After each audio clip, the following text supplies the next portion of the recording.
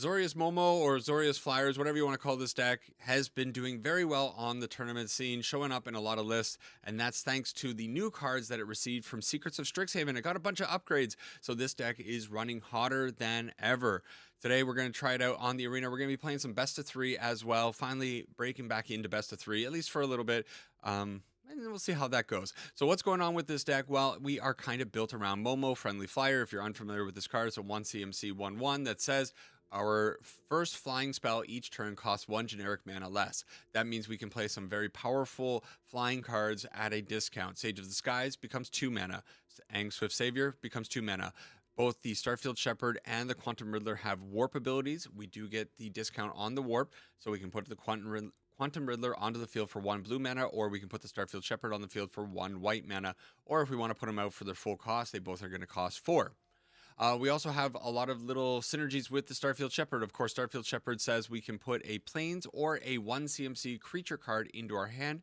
That means we can go get Momos, Nurturing Pixies, or Gran, an interesting card from the deck. Now, Gran's in here. You might be saying, well, why is this thing in here? And you know what? It's just kind of a good card to cycle through our deck, especially considering we are playing 4 copies of Springleaf Drum.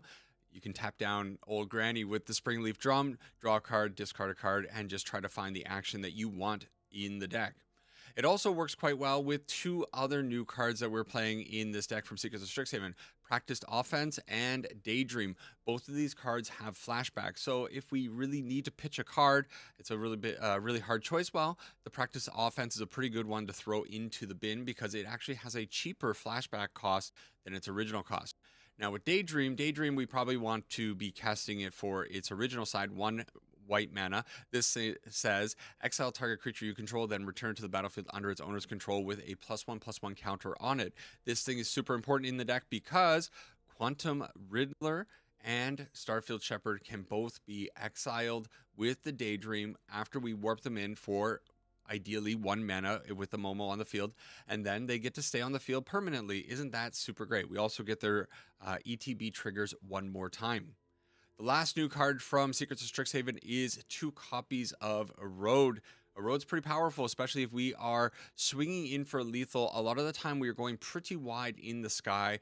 We have the Practice Offense, which can output an insane amount of damage. So the Erode, just to clear the way, is a pretty great card. It also breaks up some very important combos. You know, if somebody throws down a Kona or a Mightform Harmonizer, yeah, we're going to give them a land, but at least it's better than being dead, right?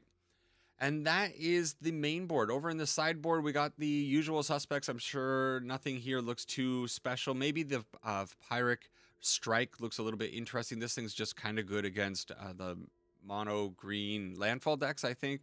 You can hit Earthbender Ascension, you can hit the Sapling Nursery, or you can hit a lot of their very powerful cards that are 3 or 4 CMC. Everything else, you know, Clarion Conqueror shutting off a lot of things, especially for the mono green landfall decks. Spectral Restitching if we need to bounce our stuff away. A little bit of interaction with Disdainful Stroke, No More Lies, Spell Pierce. We can counter our opponent's spells. A little bit more removal with the Seam Rip. And then finally, of course, Rest in Peace. Don't leave home without Rest in Peace if you're playing a white-oriented deck. So that's what we're going to try out today. Hopefully, best of 3 treats me well. It's been a little while, so we'll see how it goes. Catch you over in the games.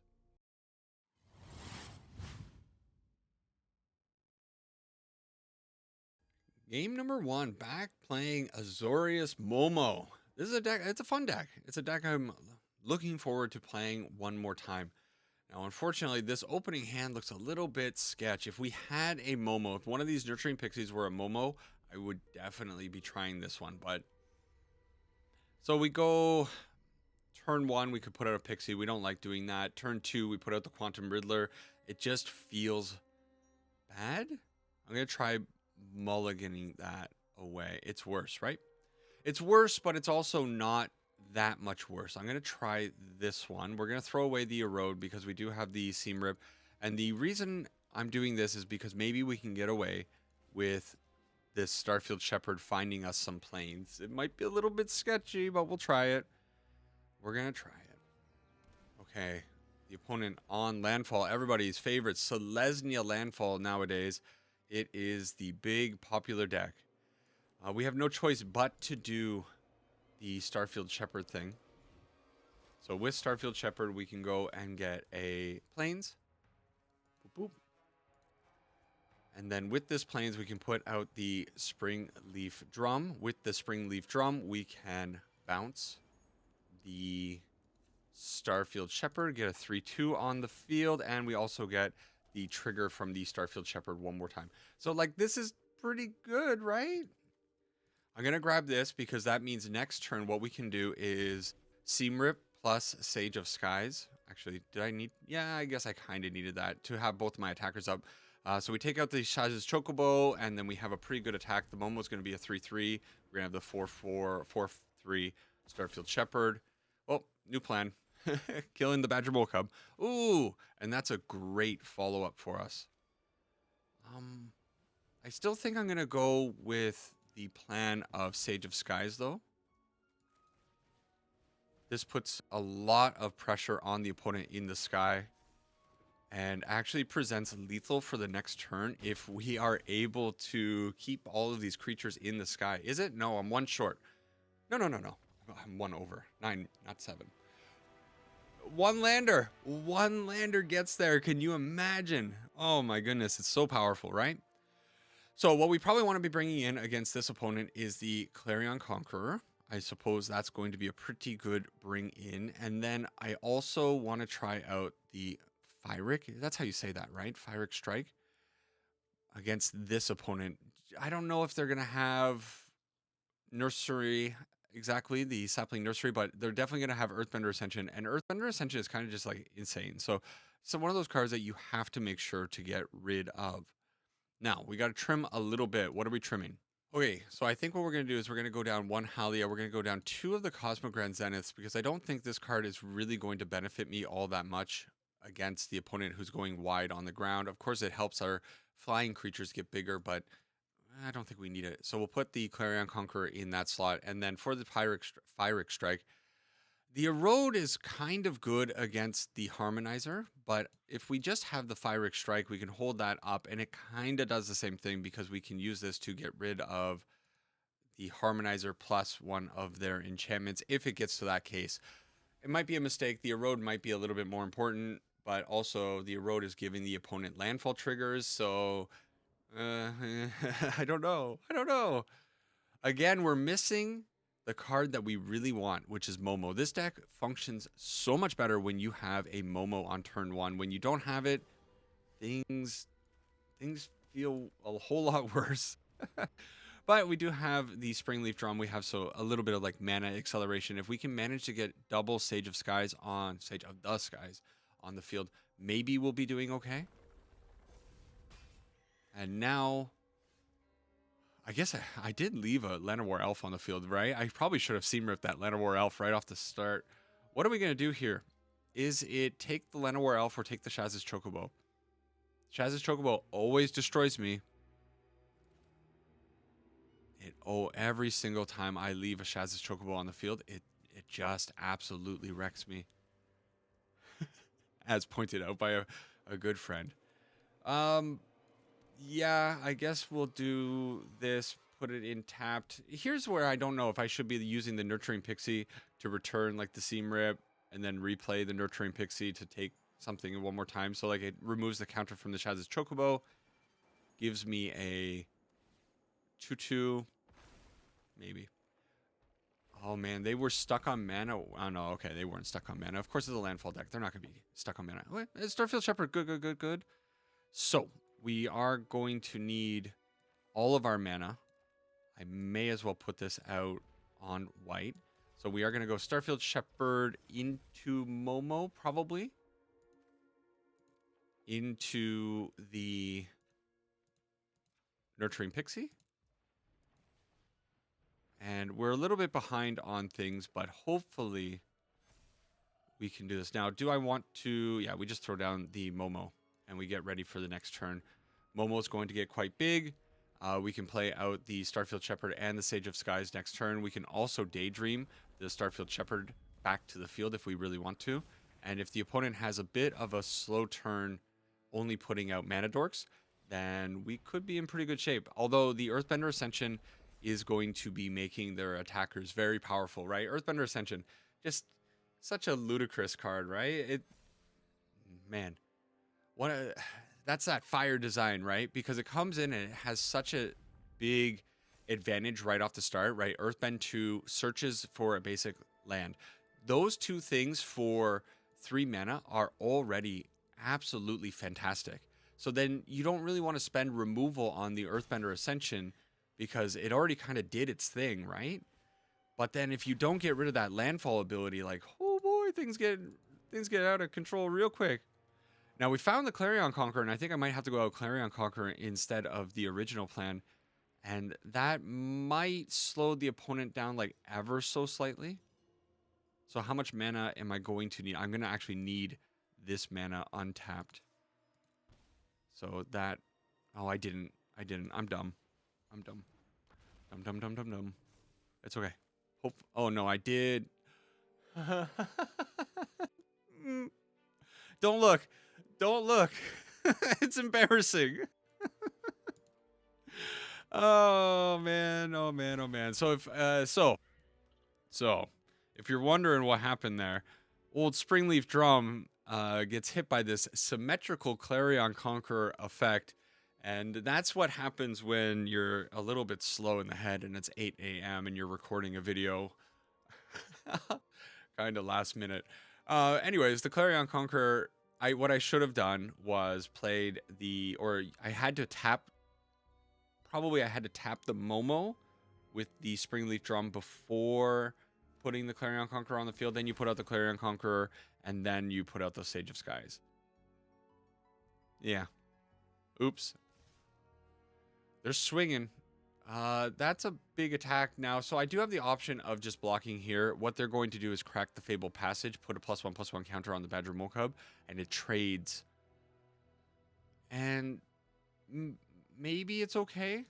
I think maybe it could be okay to let this happen. Getting rid of the Badger Mokub, like the Clarion Conqueror was stopping the mana dorks from generating extra mana with the Badger Mokub. If the Badger Mokub's just gone, then it's okay. Unless they have a way of saving the Badger Mokub. That would be pretty insane. For 1 white mana, could they pump it up? +1/+1 with something? Oh my goodness, it's going to happen? No, they're just going to straight up erode, my boy. Well, why didn't you just do that? All right. Oh, yeah, we're dead. Oh, no. That's cute because Earthbender Ascension not only pumps everything up, it also gives trample. So it meant that the block on the Badger Mokub, yeah. So if I had blocked somewhere else, they would have put the +1/+1 counter on that creature. It was a fantastic play. This card, ludicrous card. Absolutely ludicrous. Why didn't I bring in also Seam Rips? I feel like I probably should have brought in Seam Rips, right? Yeah. And let's go down 1 Ang, 1 Springleaf Drum, and hopefully being on the play is going to make things a little bit better. Man, this Selesnya landfall deck it's a problem, man. But that's okay. No bans, right? Jiminy. 5 lands, 2 good cards, but I don't think it's good enough, right? This slows them down quite a bit. If I draw... The problem with this hand is that I'm trusting the top of my deck so much. But I do have cards like Starfield Shepherd, which if you draw Starfield Shepherd and you have enough mana, then you can just kind of keep going through the motions. Yeah, maybe it's better. Also, I probably should have killed the Llanowar Elf right off the bat last game. Putting out the Springleaf Drum instead of that. The last game was just bad. I misplayed that completely. Whatever. It is what it is. Badger Mokub to the field. Why do you still exist? Is what I'm asking. I will put out 1 Sage of Skies. It's fine. Thus, I'm never ever going to pronounce that letter or that word. Sage of Skies just rolls off the tongue so much more nicely. All right. Well, when the opponent has their 1, 2, 3 playing arguably the best deck in the format, I don't know what you're really going to do about that. Okay. So we find one more land, which is not what we wanted to see. But I guess what we do is the only thing that we really can do. Sage of Skies, boom. Exile the Sage of Skies, put out the other Sage of the Skies. And, you know, that's pretty good, right? We have 7 power in the air. It's all life linking. It makes it a little bit hard for the opponent to attack in. So if they don't have like a huge turn this turn, maybe there's some hope. And if we can find the practice offense, then we'll be in really good shape. Actually, practice offense just wins the game straight up. Best draw off the top of the deck.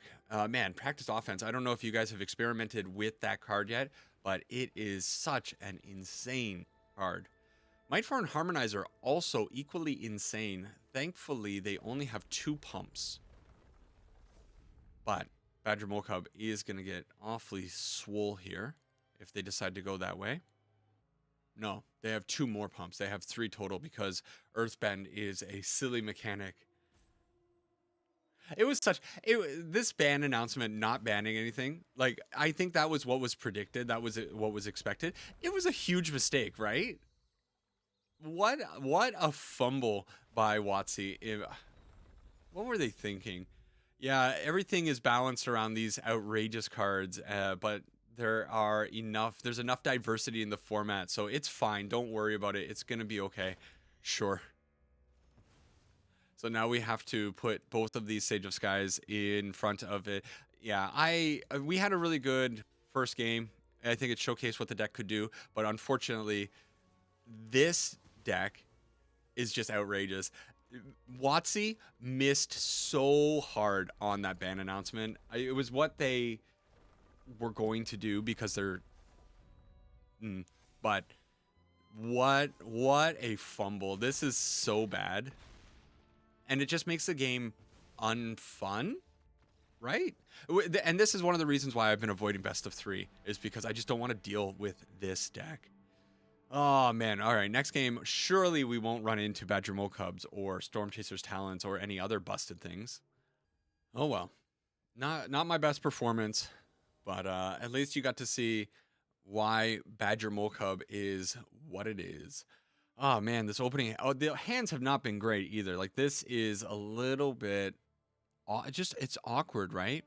I guess what this means is I can go turn to Halia, and then maybe we can figure out a way to get Sage of the Skies active. It's not bad, but it's also just not that great. Oh my god, are we really gonna go Badger Mokub into Storm Chaser's Talent? Yeah, I guess, boys, we're going back to best of 1 next week. How do y'all feel about Brawl? Can I play Brawl? Would y'all watch some Brawl content? I know there are a few of you out there that would probably be willing to watch Brawl. Actually, this is not. This might be a Badger Mokub deck, but what it is actually the Opus combo deck. If you're unfamiliar, this card, Sonar, enters prepared, create a treasure token, activate only if you've cast an instant or sorcery this turn, and then it has this wild idea. So basically what it's going to do is ramp the opponent. Well, let's attack in with the Halia, however you want to say it. And I guess we're going to go the Quantum Riddler Daydream route. I don't think it's going to work out for us very well, but I'm sure as heck going to try it. Sage of Skies, fine, but we need another 1 CMC card to be able to support the Sage of Skies. But we're drawing a card here. We're going to draw another card on our upkeep, so that's okay. We could just simply die, though, to the Is It combo. Burst Lightning to the Dome so that they can make a treasure. So they're up to 5 mana. There's a Seam Rip. Seam Rip does get rid of this annoying little thing. And it also activates our Sage of the Skies. I said it that time. I did it. Woo! If we end up finding Momo, though, we could even go Momo, Sage, and Seam Rip. And that would be a pretty good turn. It would actually also draw us a card from Halia. Ooh, guess what? We have a new target for our Seam Rip.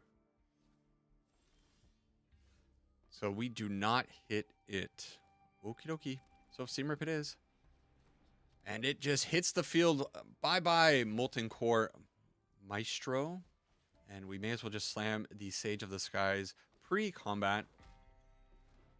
It's okay. And you better believe we're attacking in for 9 damage. So we're putting a ton of damage onto the opponent. A lot of pressure. In fact, they are dead in the sky if they don't kill us on the following turn. We also have the Abandoned Air Temple for a little bit of pump next turn if we absolutely need to push through more damage. And hey, that's all right. So our deck... okay. Maybe the problem is your boy and sideboarding. Okay. Is Clarion Conqueror going to be good in this matchup? And I'm kind of thinking maybe it cuts off their treasure thing with the Sonar. It doesn't necessarily do anything with the Molten Core Maestro, though. So, yeah, maybe again, I like the Clarion Conqueror. I think I will be bringing that in. I kind of also like the Seam Rips. Like the Seam Rip hitting the Maestros is probably going to be pretty good. We'll bring in both of those one more time. I don't... they are going to have... Okay, they do have the Stallion. The Stallion is the thing that kind of like kills us. I don't know if I need to bring in Spell Pierce or No More Lies. That's what I'm really wondering here. That's the card. So probably we're going to trim again the Cosmo Grand Zenith. I don't think the Cosmo Grand Zenith is really integral to this deck. It's one of the cards that I find myself removing quite a bit. Halia will also get rid of that. I don't know how I feel about Erode. It could be good to take out a Stallion, so it might be important. Let's trim a Grand. We'll trim a Springleaf Drum. Yeah, like that. My inexperience with the deck, definitely like sideboarding. It's one of those things that I was starting to get used to doing when I was playing best of 1 for like 1 or 2 months almost straight. I was playing a ton of it, or sorry, best of 3. And now that I've been back to best of 1, you definitely lose that like knack for being able to know what to bring in and out.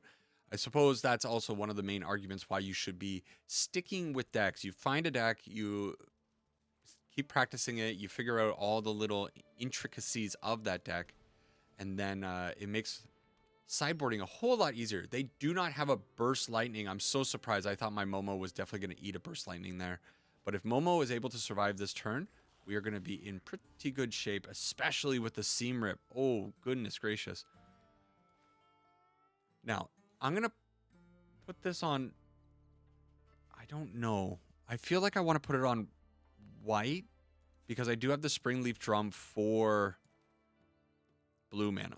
So what are we doing this turn? We are definitely going to be Seam Ripping. We are definitely going to be putting out the Springleaf Drum. And then... is that it? Am I going to be doing Starfield Shepherd to go and grab a Plains? Maybe not. So the question is, do I want to attack in with the Momo? Or do I want to take something out of my deck? If I wait until next turn, I can do the bounce back thing. But if I do it this turn, I can go and grab another Nurturing Pixie. You know what? I think what I'm going to do is just attack in. Maybe I should have gone and grabbed a Plains. I'm not really sure there. There is the Stallion. So we can get rid of the Stallion, and we might need to get rid of it using this Erode. It's really our only choice. But what we are definitely going to be doing is Starfield Shepherd. And we will grab... if we grab the Nurturing Pixie, we can start going wide. The problem is I have a feeling that the opponent's deck probably brought in some way of munching on our wide board. I kind of feel like they might have a sweeper of sorts. Fire Magic. And, okay, we'll attack in with the Momo. I do think I need to get rid of the Color Storm Stallion, though, right? Do I need to do it now, or do I wait? I guess it doesn't really matter when I do. They could have removal or counterspell. Let me just make sure. This is Ward 1, right? Yeah. Okay. Auto pay. Yeah, we'll just get rid of that. We are ramping them a little bit. Let's find out if Erode is actually a problematic card. Giving your opponent 1 mana, is it actually going to be such a negative downside to this card that makes it unplayable? But I think getting, that deck doesn't have a whole lot of things. They have 4 Stallions. They have 4, maybe 3 of the Sonar. And then they definitely have 4 of the Maestros. Maestro. Maestro. Look who's back. All right. So I guess we're racing. It'd be a little nice to find Sage of the Skies. No. You got to call it, though. Okay, doke. So Starfield Shepherd. From here, I guess I just grab a Plains. I guess I could grab a Momo, but we can play that out. And then I am going to, you know what? Let's just go wide. It's fine. Put as much damage on the opponent as we possibly can this turn, and then maybe next turn we'll be able to kill them.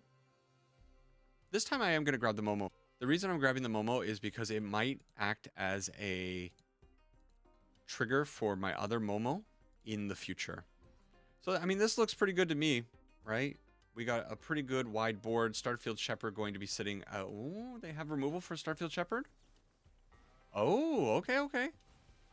I like that opponent, sure. Well, we're still going to get in for 6, and our Shepherd is going to disappear, but this time it is going to exile, so we are going to be able to cast it out for 4 next turn, which we certainly have the mana to do.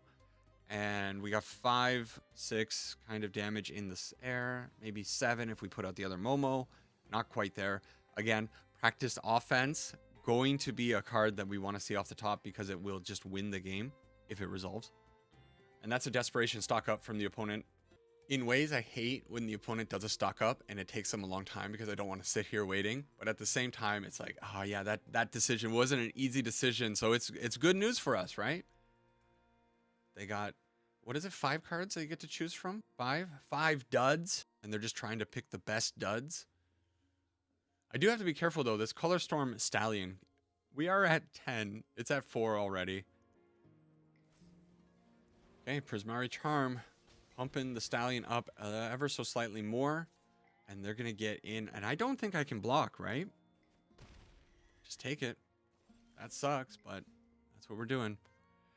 So we found the Starfield Shepherd one more time. Do we go out with this? We go out with Momo, right? And then we go Starfield Shepherd 1.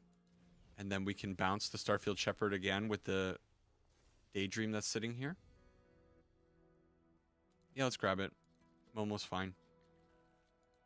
We'll use this. We'll try our best. If they have another cheeky Spell Pierce, we could get a little bit blown out here, but no cheeky Spell Pierce. I'm really surprised that the opponent actually kept the Spell Pierce in this matchup because we are not playing a ton of non-creature spells. Take the opponent down to 6. If we have to throw one of these creatures in front of the Stallion, we're definitely going to be doing it. We could get blown out here. It's a very risky play, but I feel like at this point, I kind of have to just make sure I have the win on the next turn. What is that? Okay. That doesn't kill me. Draw 3 cards, then discard 2 cards. So they could still make a land drop, and they could still play a 1 CMC spell. Oh, yeah, oh, there's more text. There's more text. Yikes. Actually, that's the first time I've seen that card being played. Rapturous Moment. Draw 3 cards and discard 2 cards. They go to the dome with a kicked Burst Lightning. Okay. All right. Sure. So they are obviously playing like big, powerful spells. Do I need to be bringing in the Spell Pierces? Like, my problem is that I feel like I'm bringing in too much interaction. And then it kind of hinders my game plan a little bit. Maybe 1 Spell Pierce is not going to be the worst thing, though. All right, 1 Spell Pierce. We'll try it. Do I get rid of an Ang? Maybe? I don't know if really bouncing a lot of the opponents... if they put out something for like 6 mana, maybe it could be a good thing to do. Ooh, Color Storm Stallion, though. When you... I haven't personally done like the cloning side of that card where you cast something of, what is it, 6 CMC or more? 5 CMC or more? 5. And then you get a copy of the Stallion. I haven't done that myself, I don't think. But it's a very cool little mechanic. Especially when we have things like Burst Lightning that can be very flexible, kicking it or playing it for 1 mana. Yeah. All right, at least this is interesting. Play first. Opening hand. Oh, man. I am all in on this Momo living. If this Momo drops, I am cooked. We're trying it though. We're gonna try it. Live on the edge. Why not? Oh, that's bad news. Oh, it's so bad. It's so burst lightning. I can't watch. Oh no. All right, land off the top. No. Oh, all right, GG. All right. I was foolish. I kept the one lander. That's my bad. I got too cocky. What can you do? They don't have blue mana though. That's interesting. Land, please. Land, please. Well, sometimes this is the way it goes. You have your Starfield Shepherd sitting here. Okay, yes, this was a risky keep, but on a scale of like 1 to 10, how risky was it? Was it absolutely brain dead keep? Or was it like, yeah, maybe I would have tried it. I would love to I would love to hear what y'all would do. Would you have kept this hand, or would you have definitely thrown it away? And I know all of you are going to be like, well, you didn't draw land. I would have definitely thrown it away. Oh, man. Are we going to go 0-2 at the start of this little video here? Oh, I can't handle that. Oh, man, this card. People have been singing praises of this card. Oh, yeah. It's nice of you to show up. This card, getting a lot of praise. Tablet of Discovery. Very, very good card. Got to grab the planes. And I guess we get in for one. Boom. We're going to do all that we can do. But it is not looking good here. The cool thing is Clarion Conqueror does stop their Tablet of Discovery. The problem is, does it resolve? They do that thing. Ashling's Command, creating some tokens, drawing cards, and oh man, it's going to be another blowout. If they counter this, I think we're just going to move on to game number 3, because really, what hope do I really have in this matchup? It's so slight. They have a kicked Burst Lightning. They had 2 Burst Lightnings in hand. GG opponent. Oh, it's a firebending lesson for kick. Just didn't go my way. Yeah, this is over, right? This is so much mana. They have 5 mana, 10 mana. Color Storm Stallion. Do you want to see them do their thing? I guess we can watch them do their thing. Rapturous Moment one more time. They still have 6 mana, so they can actually do it one more time. Just to stock up. That's lame. All right. GG opponent. Win, lose, lose. Win, lose, lose. We can't keep doing this. Man. Mono Red Robert. Do you think Mono Red Robert only plays Mono Red decks with a Raphael avatar? I wonder how dedicated Mono Red Robert is to the shtick. Hey, look what card finally showed up. A card that would have probably given me some wins in certain situations, but of course, only 2 in the deck, which I suppose we are drawing a lot of cards if you have the right combination of things with Quantum Riddler and that. But that's not Mono Red. Oh.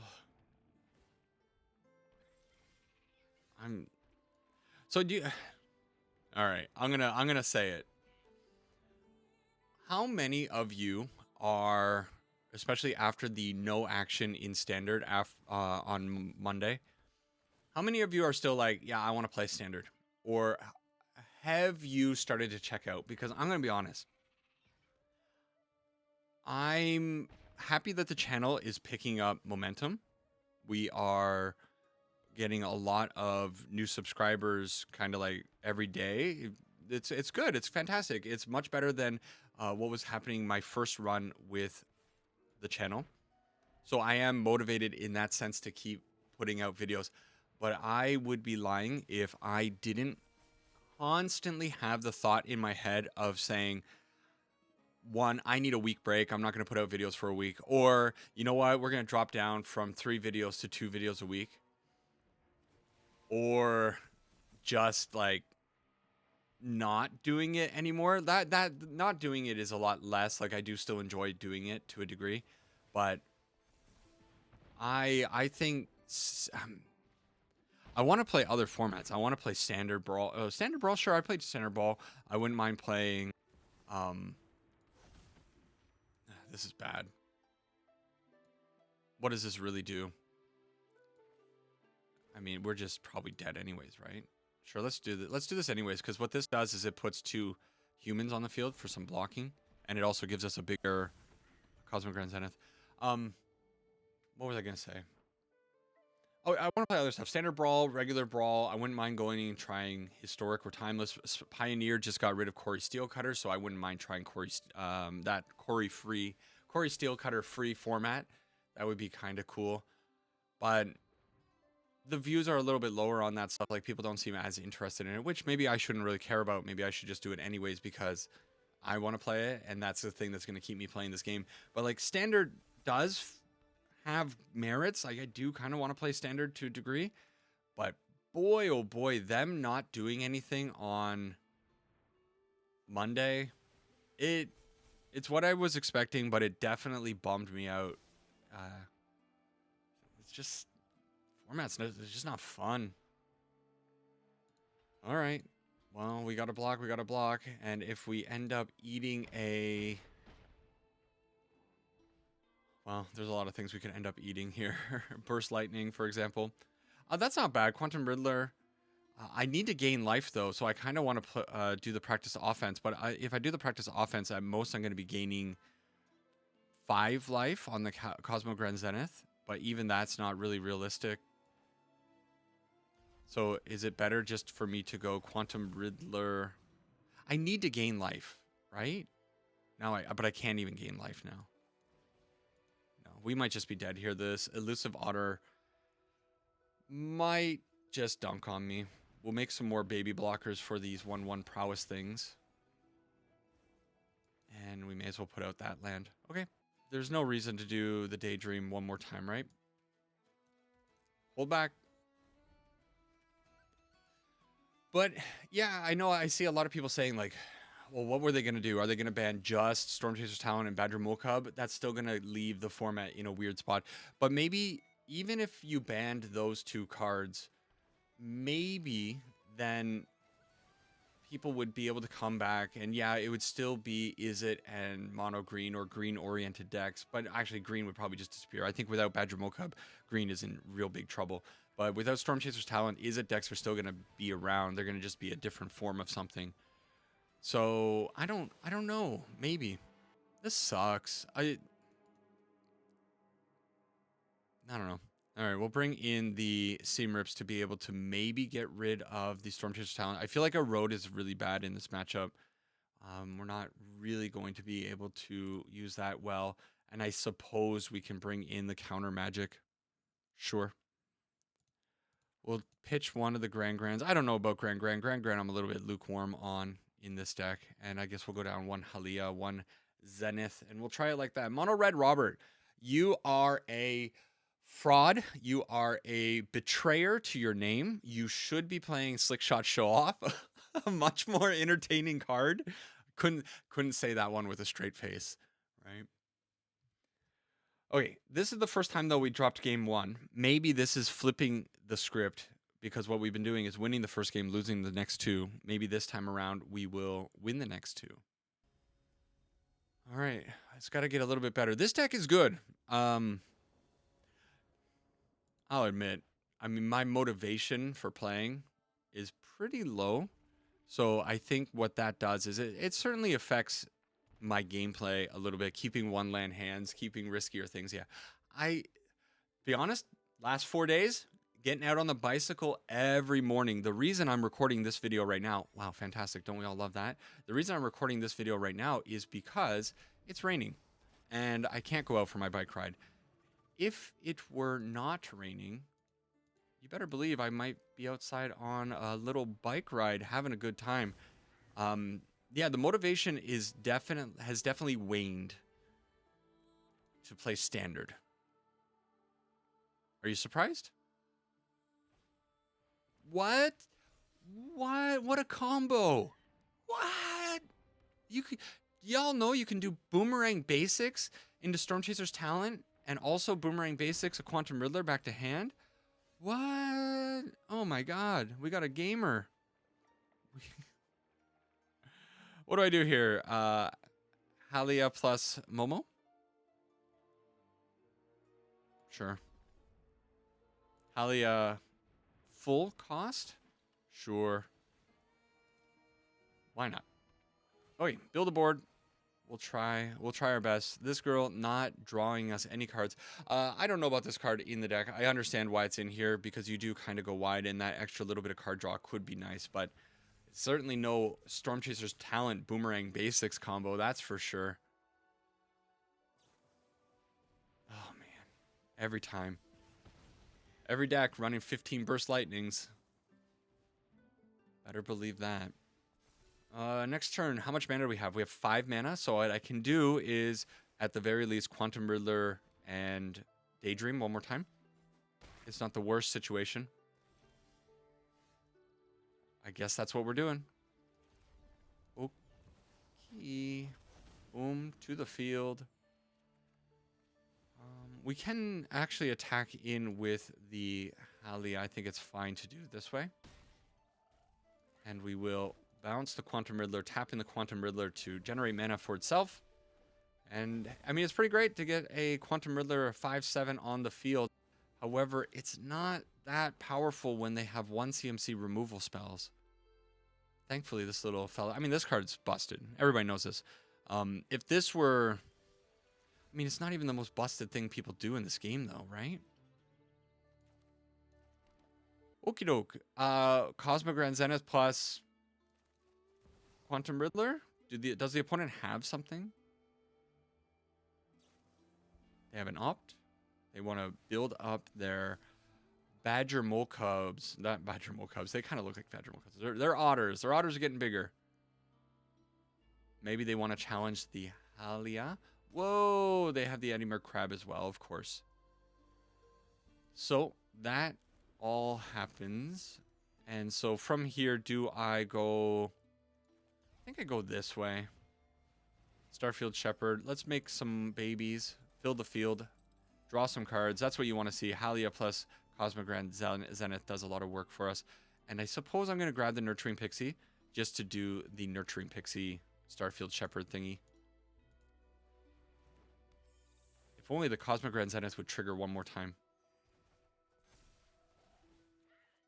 It's not bad. But now we are facing down Eddymer Crabs and company. Flow state, desperation move. Love saying it. Anything to keep my spirits high. I gotta trick my brain into thinking that I'm enjoying this experience. This is a cool deck. I love playing this Momo deck, but we ran into Selesnya Mono Red. We ran into Is It Combo, and now we are running into Is It Prowess, Is It Storm Chaser, whatever you want to call it. That's a pretty rough sequencing of opponents. Hard to stay positive when you're running into the most basic of, you know. Throw away one of our babies, that's fine. So I can't eat that, can I? But do I want to eat maybe the Storm Chaser's Talent with the Seam Rip? It could be a pretty good idea to do that. How are we going about this? How much damage do I actually have? I have 11, 12, 13, 14, 15. 15 damage is pretty good. If only I had the Cosmic Grand Zenith still on the field. Sorry, opponent. I'm going to go into the tank for kind of a minute here.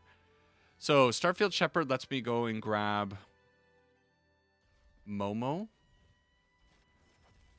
I suppose that's okay.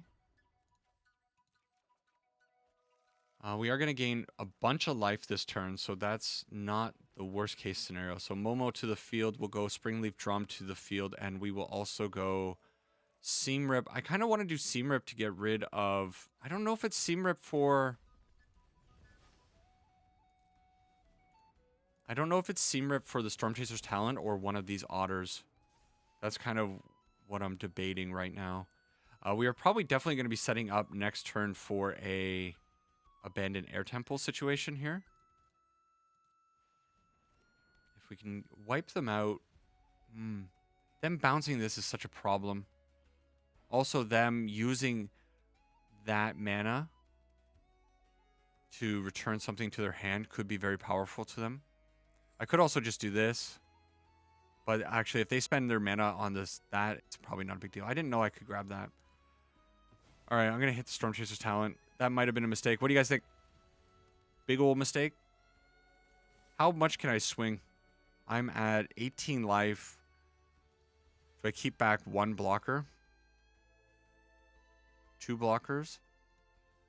Yeah, let's put those 2 there. Okay, so that was a big turn. We did a lot of stuff, but 2 of our things disappear. We are left with 3 attackers. We have our Abandoned Air Temple. Hand is not great, though. So the opponent digging, though, for answers. As long as... there's no way they're going to get up to 18 damage with these 2 otters, right? There's no way. Okay. I mean, it's fine. Yeah, these are very powerful cards. Sleight of Hand, Flow State. They are sculpting their hand very well, but they are kind of limited to 2 mana now. So I feel like they're not going to be able to do that much. At most, they can probably get up to 15, 16, 17 damage with a Burst Lightning on face. So I don't feel like I need to block. No, they could do... Well, I guess they could technically have 2 Burst Lightnings. They drop a red source. They do 2 Burst Lightnings. That would be 19 points of damage. So maybe I do need to throw this 1/1 underneath the Eddie Crab just to be safe. And we do have plenty of damage. It's not like we need to have this whole board of things. Even the Nurturing Pixie is a little bit disposable. So we'll definitely put that there just to mitigate a little bit of damage. Okay. We're back to it. We can win. It's just not the easiest thing to be doing. I for some reason, I wasn't even thinking that the opponent would have... Eddie Crab. So is it actually Rest in Peace over the No More Lies? We slam the Rest in Peace. We make sure that their Eddie Crabs kind of like rot in their hand. And maybe that could be okay. Also, do you think this deck of the opponent, are they playing Sunderflocks in the sideboard? Because if they are getting an Eddie Crab on the field and then they have a Sunderflock to follow it up, it absolutely wrecks our entire game plan. So maybe the Rest in Peace is going to be important. How long are we into this video? I wanted to play 4, but I'm having a feeling that I'm only going to be able to get 3 in. So I really need a win here so I can at least go 1 and 2. Oh man. No. We know what happens when you keep a hand like that. So Starfield Shepherd, we go and grab the Momo. The Momo enables the Sage of Skies. So do we actually need that much mana? Probably not. And at worst, I can use maybe the Sage of Starfield Shepherd at some point to go and grab more planes. So I think this is probably fine. Oh, that's Daydream's not a bad draw. Daydream maybe allows us to do Quantum Riddler shenanigans. Actually, next turn, is it just better to go Quantum Riddler next turn, Daydream? Draw 2, leave a 5/7 on the field, make them have a Boomerang Basic, or an Into the Floodmaw, I guess. They must be running both. Okay, shocking it in. Interesting shock in. What do you suppose that shock in means? Does that mean, you know what that means? That means Spell Pierce, which means I do not want to be doing my Daydream stuff, which means I probably want to do Starfield Shepherd. It could also mean Burst Lightning, though. Man, it's such a... everything is a risk. So the safer thing to do is just grab the planes. The fun thing to do is grab the Momo. I think I gotta grab the planes. Now the question is... It's fine to take the risk here, right? Like, okay, so it's bad because if they have a burst light, they have a burst lightning 100% of the time, right? This is not a... No, we can't do this. We can't. It's a Spell Pierce or a Burst Lightning. If I do the Burst Lightning, it's a blowout. If they have the Burst Lightning, it's a super blowout because they kill the Starfield Shepherd and the Daydream goes away. If they have the Spell Pierce, it's just the Daydream goes away. Both ways, I think I need to play smarter. If I actually want to start winning some games, I need to play a little bit smarter here. Hopefully they're stuck on 2 lands. No, now they have an army of Storm Chasers talents. Or otters from the Storm Chasers talent. Alright, alright, alright. I see you. So, we can do Sage of Skies. Springleaf Drum. Get 2 of those. We could also do Quantum Riddler. I feel a little bit safer doing it the Sage of Skies way. Nope, I can't do that. Okay, it's fine. It's fine. I forgot how Springleaf Drum works. What did I say about I gotta play tighter?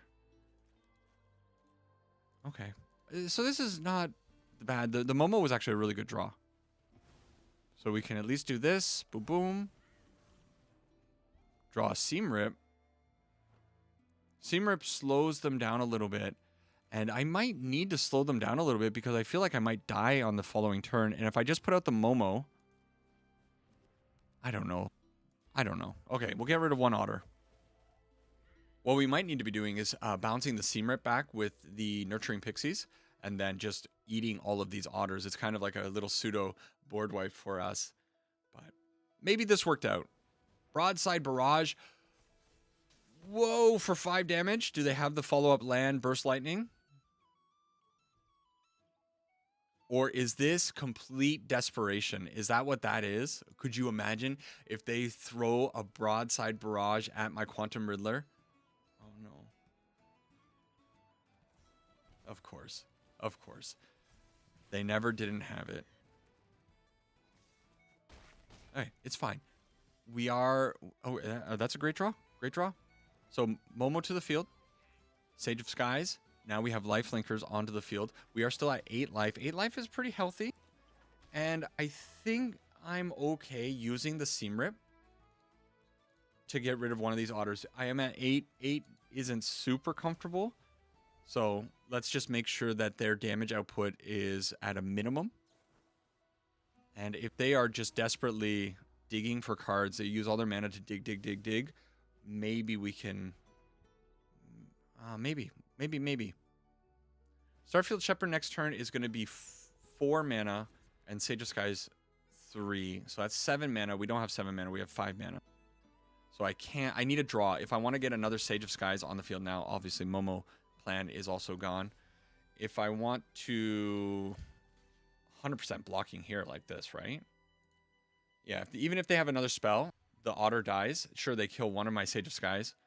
Oh, do they have a bounce spell for it? A burst lightning. That's okay. We're doing clean trade here. So they're down to 1 card in hand, though. I'm gaining 4 life. They're losing their otter. Oh, I'm okay. Momo. Is that the dream draw? At least one of them. Heck yeah, Momo. You get out here, buddy. Ooh, Mama. All right. That's pretty good. They need the top of their library to be very kind to them. They also do have the Storm Chasers talent so that they can start returning things like the Burst Lightning and that. So I'm going to need to make sure that this Momo, I get value out of the Momo before it dies. Nothing. Surprising. Okay, Starfield Shepherd to the field. Pump up that Momo ever so slightly. And I think we're going to go and grab... Do we go and grab the Nurturing Pixie? And then we can start doing the Starfield Shepherd shenanigans again? I think that's fine. This puts a little bit more power onto the Momo again. They could have a Burst Lightning for the Starfield Shepherd, but you know what? If they wipe out the Starfield Shepherd, I'm kind of okay with that. A bounce off. Okay. It's not the most threatening thing. We're going in for 5 damage. Oh, no. Do they have another thing? You know what? If they have more spells, I'm kind of okay with it. A get out. Okay. Yeah, okay. So they're going to smoke my Momo. That draw. That draw is huge. The opponent running hot with the Boomerang Basic to return the Storm Chasers talent. And of course, yeah, they take out our poor Sage of Skies. Aang is good. So I can do this for 1. We just want to put as much damage on the opponent as we possibly can, I think. So we'll do that. We'll tap this down. Put out the Nurturing Pixie. And am I just holding up Aang this turn? Yeah? Yeah? Maybe? Aang prevents the disaster from happening. And we have lethal in air. So they need a lot. And they need to get through this. A get out for those two cards. Yeah, return them. Go for it. And they're going to play out the... I don't know whether they're even going to play out the Roaring Furnace. Taken down Mono Red Robert over there playing Is It Prowess? My goodness. This was a tough video, y'all. I think I'm good. Let's go to a wrap up. All right, so some pretty rough games playing the new version of Azorius Momo, or whatever you want to call this list, and it's still cool. I like everything that the deck is doing. The new cards fit in very well. Though unfortunately, we didn't get to see practice offense, but if you watch my Monday video, you'll know that I sing the praises of this card so much. And in fact, when I was testing out this deck before hitting the record button, practice offense was showing up, and it does some crazy stuff because you can just sneak wins suddenly. Even if you just have like a Sage of the Sky and a Momo on the field that's been hitting the opponent a little bit, this thing is going to end the game. The card that we did see a ton of was Daydream. Daydream was connected to my hand. It seemed like every game I was finding Daydreams, and you could see the awesome power of Daydream, especially with the Quantum Riddler and the Starfield Shepherd. It just does so much. So this card, I think, is absolutely fantastic in the deck. Yes, it's sorcery speed. Sorcery speed sucks, but it does have flashback. It puts a +1/+1 counter on our creatures, which we want to do. Everything is great. Erode, we also didn't really see it performing because the deck also just kind of has things that it can be doing all on its own. I don't know if Erode is the right fit for this deck. That's to be seen. I think we'll have to wait on that one. But Daydream, 100%, and Practiced Offense, 100%. So if you are a person that was playing this deck after it was kind of discovered, I don't know, 2 months ago or whatever, think about updating it with Daydream and Practiced Offense. Both those cards are going to fit in really well. The Grand, cute. Probably, you know what, I'd probably cut the Grand, put in another Practiced Offense, something like that. Or maybe even another target for the Starfield Shepherd. One thing about this build that I did find was a little bit awkward was, yes, we are doing a whole bunch of stuff with the Starfield Shepherd, but Momo you want to get one of, and if the opponent is not playing removal, you probably don't want to grab another Momo. We only have 2 other Nurturing Pixies in the deck, so there's not a whole lot of targets for the Starfield Shepherd. It's not always a problem, but it's something that I think could be tuned up in this deck to make it ever so slightly better. So anyways, that's it. That's it for this one. Hope you enjoyed it. Let me know what you think. Let me know if... I was getting pretty bummed out there. Best of 3. Man, without those bans, best of 3 is going to be a place... Like, it's fine. Here's my last little rant about the situation in Standard right now. I agree that Standard is balanced. There are decks that are competing against each other, and if you are a tournament bro, if you are a grinder, if you want to get out there and play the best deck and learn the best deck and know what the meta is all about, then you know what, the meta is actually, it's probably a pretty good spot because there are like 3 or 4 decks that are very competitive against each other, and there's a nice back and forth among those decks. The problem is, we've all seen what those decks are going to do. We've seen it so much for the last, what feels like year. Probably it's less than that, 6 months or whatever. It's just so tired. I'm tired of it. The format's boring. Give us something new. Like, Standard feels so long now. And I know you don't want your cards rotating out. You want it. Well, I mean, that's what Standard is, though. No, what am I saying? Standard's supposed to be a rotating format. We're supposed to be getting new stuff. It's supposed to be fresh. Every time a new set comes out, things are supposed to be shaken up. But every strategy just defaults down to the same Boomerang Basics, Storm Chaser's Talent, Badger Molcub into way more mana than you can ever spend normally in a turn. You know, these strategies are just so played out that even though they're balanced among each other and the format appears to be healthy because there is a smattering of different decks, they missed the most important thing, which is making the game fun. Wizards constantly missing that mark on a lot of their stuff. But hey, you know what? It is fun. Practice offense, because this card is pretty cool. And that's it for this one. I am going to finally sign off. Bye bye to all of you wonderful people, and I will catch you in the next video. See you next time.